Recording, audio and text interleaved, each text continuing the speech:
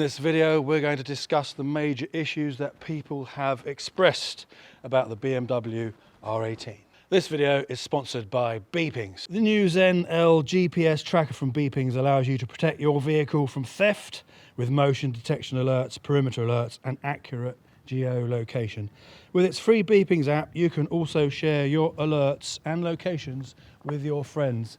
Link in the description below, and make sure before you buy one just check that it covers your area. It covers most areas in the world, but not all. The most obvious standout feature about the BMW R18 are these enormous cylinders sticking out either side. And when BMW made this bike, they basically said, we're going to show you what a flipping boxer looks like. And they made this enormous engine, which is extremely torquey and fantastic to ride. But a lot of people do comment on the cylinders and ask whether your feet roast. And the answer is absolutely not. This engine runs really cool, and the reason it runs really cool is because these cylinders stick out into the air. So when you're moving along, the air just rams through the cylinders either side. They both get an even amount of cooling, including the exhaust, the headers here. It's cooled very, very easily, and it runs very cool. It runs a lot cooler than a water-cooled motorcycle. This is air/oil cooled, but predominantly air cooled. And there's never an issue with heat, even on the hottest days, so that's one thing to dispel straight away. The R18 cylinders sticking out, as I said, get so much airflow, more so than pretty much any other bike out there. Most other bikes, the front wheel and the forks kind of get in the way a bit of the airflow. That's not an issue with these because these stick outside the forks. On a V-twin, the rear cylinder doesn't get so much air because it's behind and therefore runs hotter than the front cylinder, and including the exhaust that comes out behind, that's a lot hotter than the front exhaust. So there's a little bit of uneven temperature going on there, which is much harder to handle. And that's why you can feel the heat a little bit more on a Harley than you can on one of these. Another issue that is brought up a lot about the cylinders being so wide is the foot position. So obviously because they're in the way, you can't have forward controls. And I think it is very much down to personal preference, because some people love forward controls, some people hate them, some people love mids, some people prefer forwards. I'm one of the people who prefers mid controls, and these are perfectly comfortable. They are perhaps a little bit further backwards than the ones on my Harley Davidson Softail standard/street bob.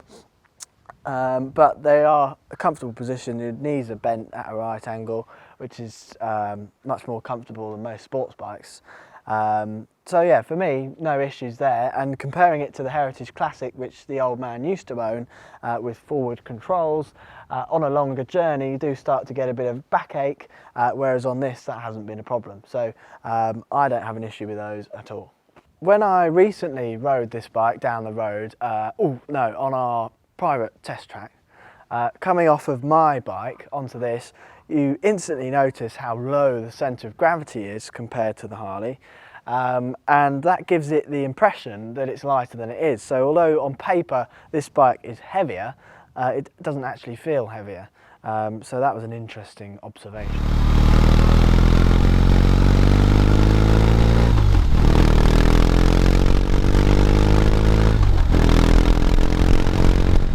One of the other things a lot of people comment on about this bike is the raked out forks, and basically the front wheel's miles away from you and the angle of the forks is like that, not steep like that.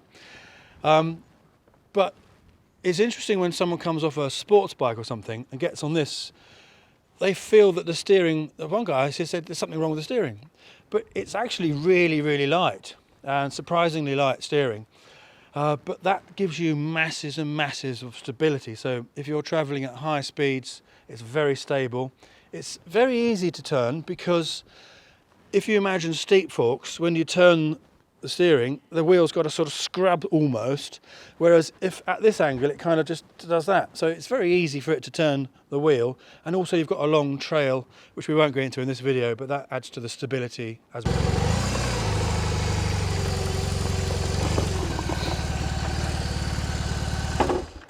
The comments we get the most about this edition of the R18 is the exhaust. A lot of people don't like it. It is a fishtail exhaust. We like the look of it. The old man loves it so much that he doesn't want to change the exhaust purely because he loves how much it looks. I really think it needs something to give it a little bit more sound. It sounds like it's got potential to be an amazing sounding bike, but there aren't many exhausts out there that keep the same design but make it louder. You could take the baffles out, but it's not an easy job. You have to weld it and it's not very simple. And then of course, technically you'd fail your MOT, but I'm sure a lot of places turn a blind eye to that.